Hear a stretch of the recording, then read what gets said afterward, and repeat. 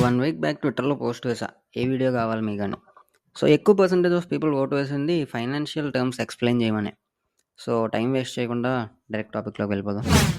Liquidity. Liquidity అంటే ఒక యాసెట్‌ని ఎంత త్వరగా క్యాష్‌లోకి కన్వర్ట్ చేయగలమో దాన్ని లిక్విడిటీ అంటాం. స్టాక్స్ మనకి most liquid asset.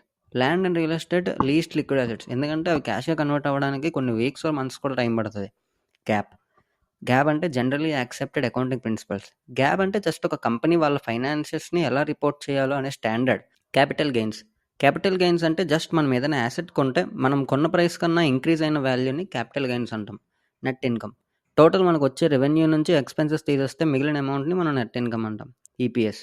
Earnings per share. ఒక కంపెనీ ప్రాఫిటబిలిటీని రిప్రజెంట్ చేసే యూజువల్ వే ఈపీఎస్. నెట్ ఇన్కమ్ నుంచి డివిడెండ్స్ మైనస్ చేసి వచ్చిన టోటల్ నెంబర్‌ని నెంబర్ ఆఫ్ షేర్స్‌తో డివైడ్ చేస్తే వచ్చేదాన్ని ఈపీఎస్ అంటాం. Net worth. నెట్ వర్త్ అంటే మనకి ఉన్న అప్పులు, బాకీలు అన్నీ తీర్చేసాక మిగిలిన మన ఆస్తిని నెట్ వర్త్ అంటాం. Profit margin.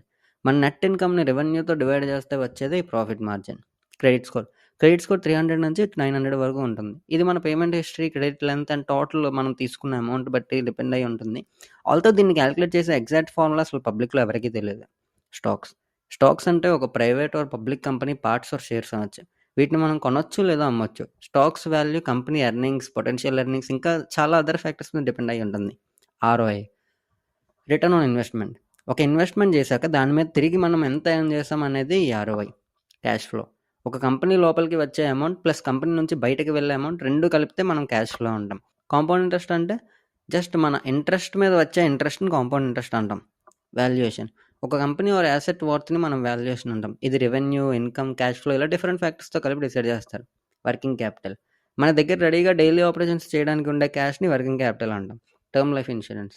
Term life insurance అంటే జస్ట్ ఒక ఇన్సూరెన్స్ పాలసీ ఇన్ విచ్ ఒక సెట్ పీరియడ్ ఆఫ్ టైం లోపు మీరు చనిపోతే ఆర్ మీకు ఏదైనా అయితే మీ బెనిఫిషియరీస్‌కి మనీ ఇస్తారు. ఇఫ్ ఆ టైం పీరియడ్‌లో మనకి ఏం కాలేదనుకోండి, ఆ టర్మ్ ఎక్స్‌పైర్ అయినట్టే ఇంకా ఇన్సూరెన్స్‌కి వ్యాలిడిటీ ఉండదు.